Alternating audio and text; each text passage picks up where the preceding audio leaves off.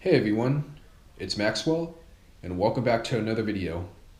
In today's video, I'm going to be showing you all how to set up the Texas rig. The Texas rig is a very iconic and effective setup that catches a lot of fish. So with that being said, let's begin. So as you can see right here on my 40-pound braid, I've equipped on what is called a peg stopper. I'm going to talk more about this later in the video, but this is very important to have when it comes to Texas rigging. So for the weight, traditionally I like throwing on a 3/16 ounce bullet weight, but for today's video I'm going to be throwing on a 1/4 ounce or a 1/4 ounce bullet weight. So right here we have a 1/4 ounce slip sinker bullet weight. So what you're going to do, I'm going to take the line, we're going to take the weight, and we're going to insert the line through the weight. So it goes in from one side and it comes out from the other, just like that. Nice and simple, y'all. And we're going to let it fall, let it hit the peg stopper, nice and handy. And now we're going to put on the hook. So now for the hook. So I'm going to tie on what is called a offset round hook. That's what this hook is called. I like using this over the EWG hook, which stands for extra wide gap. In fact, here it is right here. This is an extra wide gap hook, EWG. It's pretty self-explanatory. It has a nice open wide gap right here, and a nice hookup ratio. And it's probably the most traditional hook you can find out there for Texas rigging. But like I said, just personal preference. I like using the offset round hook. And don't get me wrong, it works the same, just as good, just as good as the EWG hook. But I just like using this overall as my #1 hook. So let's go ahead and insert it right through here. So what I'm going to do, I'm going to tie what is called the clinch knot. It's a very effective yet very simple knot to tie. Probably one of the easiest knots you can tie in fishing, and it really does keep the hook on into the line. So we're going to take this part of the line and we're going to wrap it around here. Just like that. We're going to do that about 8 times.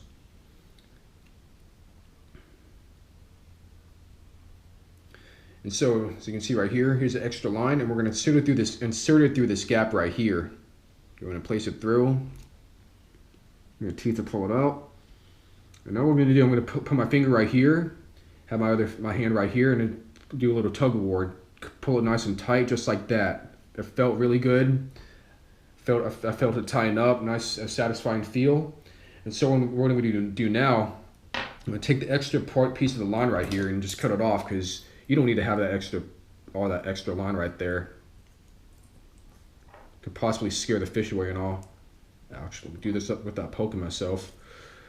So we're going to go ahead and cut off just like that. And boom, there you go. Nice design. Here's the traditional Texas rig.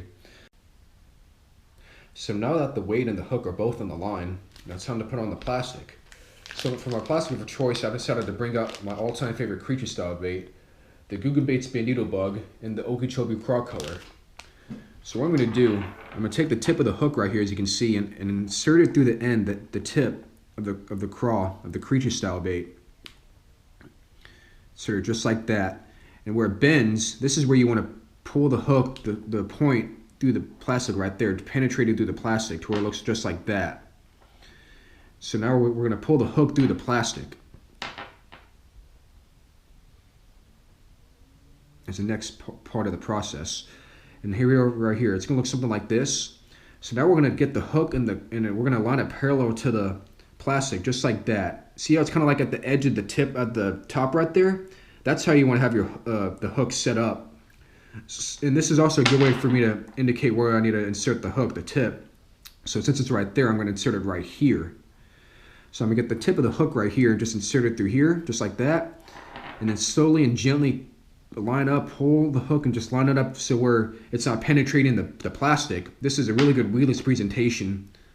And as you can see right here, it's not penetrating the plastic, and it's not hitting my finger. I can feel the tip of it, but it's not like cutting me or penetrating through the plastic. And this is a really good weedless presentation, like what I said. It's good if you're fishing through brush and cover, mats, vegetation, lily pads, and all that. And it's just a good way to hide the hook. So there we have it, everyone. Here's the Texas rig setup. So in the beginning of the video, I did promise that I was going to talk about the peg stopper later on, so I'm going to talk about it right now before I conclude this video. So the reason why it's important to have a peg stopper is because whenever you decided to deciding to pitch or cast through cover such as like grass, brush, lily pads, or any other vegetation, what this does, it keeps the weight like onto the plastic just like that, as you can see. And what it does when it's going through the vegetation, it helps it pierce through the vegetation. And the most important part is that it prevents it from getting stuck or caught onto any vegetation such as like lily pads or brush.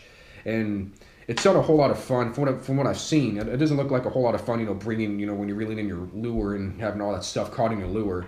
It just, from other people's experiences, it doesn't look like a whole lot of fun. So that's why it's important to have a pig stopper. And whenever you're going through pitching your Texas rig through cover, you want to go with the heavier weights, a heavier bullet weight, such as probably like a 3/8 ounce weight, depending on how thick and heavy the cover is, or even a half ounce. But if it's like thick lily pads, like what we have down here in Texas and all in the South, I like going with a 3/4 ounce weight or even a half ounce. But I found myself using the 3/4 ounce weight more because it's heavier enough and it gets the job done. It pierces when you're casting or pitching into cover. It pierces right through with no issue, and it also helps prevent my lure from getting caught. But if you're fishing in open water, you can go ahead and cut it down to like a 3/16 or 1/4 ounce. Give it a nice slope and natural presentation as it goes down. And sometimes I've seen this myself. Sometimes whenever I'm casting the open, sometimes the weight, it hits the bottom first, and then the lure slowly follows down just like that, in a nice slow rate of fall with a really nice natural presentation, and that can trigger a lot of bites. But honestly, I mean, in my experience as well, I've caught a lot of fish with my pig stopper down and with having my pig stopper up as well. I mean, it really doesn't matter. It's your decision in open water. Do what you think is best and all. Whatever you think, whatever you like, and it's your opinion and all. But that's pretty much all for the pig stopper. It's really clutch when you're pitching through vegetation, but when in open water, if you want to keep it up or down, it's your choice. I mean, it really doesn't matter. I mean, I like having it open, having it free like that in open water, but when it comes to cover, you want to have it down. That's really important. So anyways, you guys, that's pretty much it for this video. I really hope you enjoyed this little walkthrough. It was not too long as expected, but this is what the Texas rig looks like. A traditional Texas rig, right there. You just pitch it, cast it, and you work it like a jig. You fish it just like a jig. Have it in the bottom. You can drag it, and you can just add some flips and hops to it too in the bottom. It's a very effective way, very smooth and effective, and iconic way to catch a lot of fish. So that's pretty much all, you guys. Like what I said, thank you so much for watching. Don't forget to like, comment, and subscribe, and I'll catch you guys next time.